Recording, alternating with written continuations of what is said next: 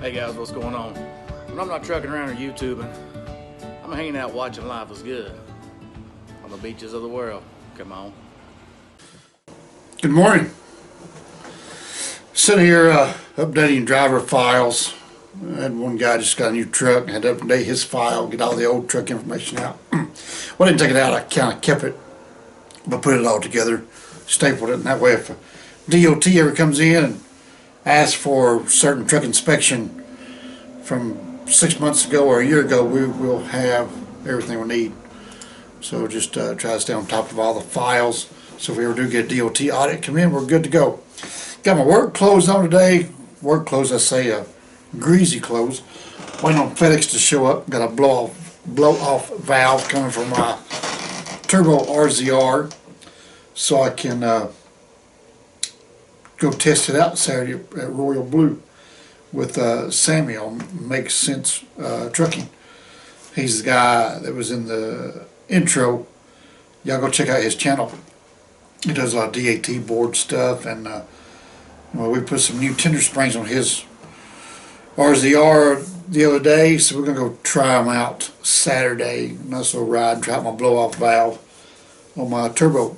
Anyway, so I think some people got confused on why I didn't get insurance on my hot shot rig. Try to go slow and clear. I have a US DOT number, and it is insured through Century Select Insurance Group. They will not write insurance on anything other than a Class 8 vehicle. They will not do my dually pickup. They consider that a straight truck. And I said, okay, so I'm going to go shop elsewhere, and do you have a problem? They said, no. I said, are you sure? Because if I run across the scale, get a DOT inspection, how's it going to affect the other side? Well, we know about it, blah, blah, you're good. Okay. Kind of had my doubts, right? So I went shopping for companies that would write hot shot insurance. Tried multiple routes, tried to insure the truck just as a parts runner. But to do it for hire, it's a whole other level. So to do it for hire, I had to list commodities. Okay, we're going to move cars, 1 or 2 cars, local, 150 mile radius, 200 mile radius. Goes from here to Atlanta, it's 150. Here from Nashville to 150. Here from Knoxville, it's 90. So I could run Knoxville, Nashville, Atlanta. So we insured for a 200 mile radius. We compromised. And for moving cars, so it's kind of listed as a tow truck. You can increase your cargo insurance to how many cars you need. But if you haul wrecks, normally $50,000, $100,000 cargo insurance would cover it.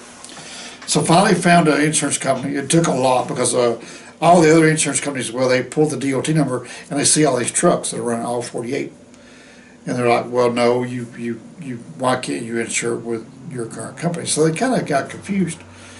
Had to go explain why I couldn't do it. My insurance company won't do it. Blah blah blah. So found a local guy. Let me say I should reiterate, I did find some companies that would touch it, but it was just too high. It was like 12, 13, 14, 15,000 a year. I just wasn't going to pay that, right? I didn't want to work it that much. But you're going to pay that kind of money in insurance. You got to work the thing all the time just to pay the bloody insurance and truck payment. I only wanted to work part-time. So found a local company. It was like $9,700 on the year. You paid up front, it's $8,300. I said, okay, I can do that. I'll do that. So I wrote a check for $8,300, and that was with Progressive out of Hawaii through a local agent. And 2 days before they canceled me, they sent me a mileage statement chart. They wanted to see what kind of mileage I'd ran. Well, I hadn't been running at all because they've pulled up the other trucks, even though we told them about the other trucks. Run all 48, and the places the other trucks are garaged, which is also a problem, right? You got people in Pennsylvania, you got people in New York, you got people in Texas, you got people in Missouri. They see all those driver's licenses. Typically, an insurance company wants all your trucks garaged at your home location.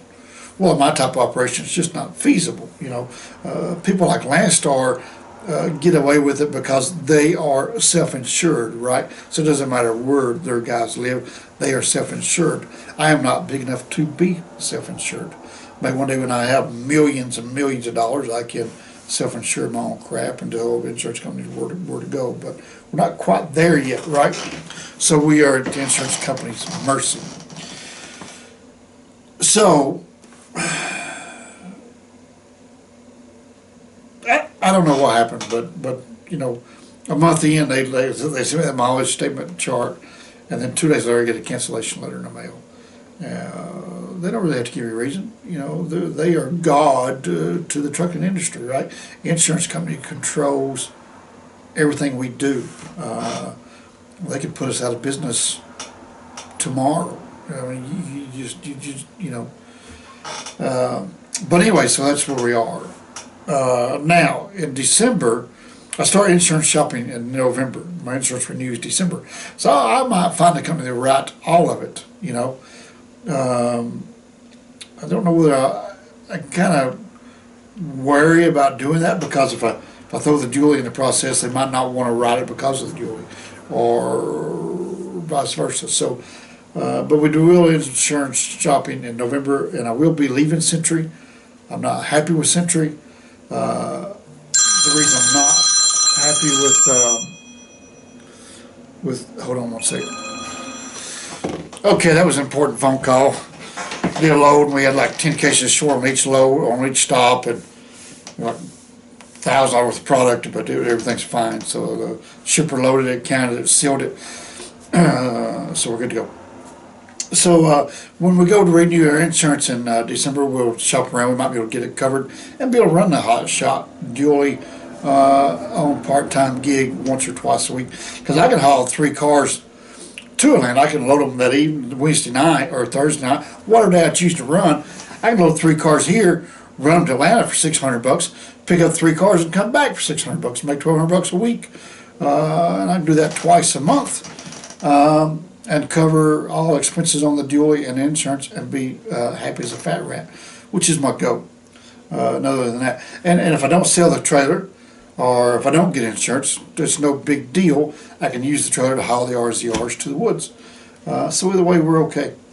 But yeah, that phone call, man, always get your trailer sealed. If it's shipper load count, I always sign the bill laden.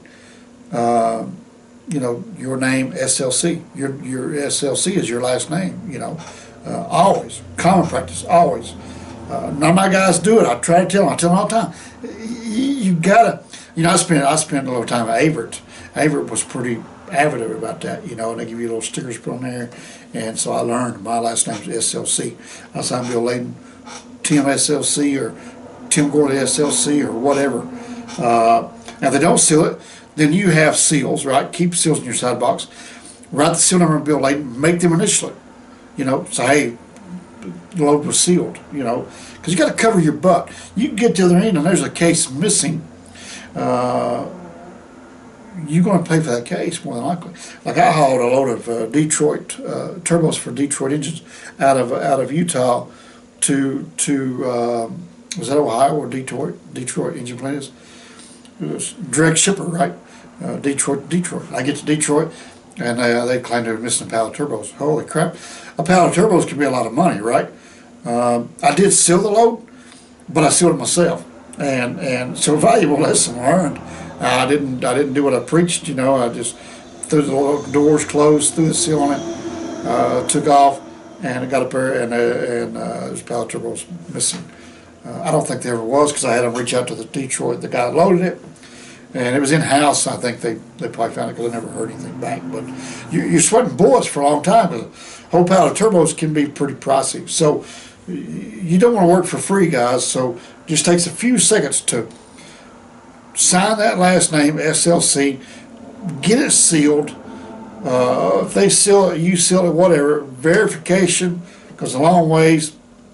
Don't gamble with the money. Anyway, that's today's idiotic ramblings. I went on FedEx to show up, so I go put my blow-off valve and go do some blow-off valve testing and some tender spring testing on Saturday. We might film some of it. Maybe me and Sammy can get in collaboration there and film a couple episodes. I do film a lot of riding when I do go, but I don't ever post them. They just don't do very well. And keyboard warriors, oh my gosh, getting how much blah blah blah. Are you tired now? Blah blah blah.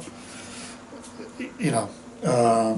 But anyway, so you guys have a good day. Thanks for watching. We'll see you Monday. Have a fantastic weekend, and everybody stay safe out there in this crazy times. And we will see you guys on Monday. Out.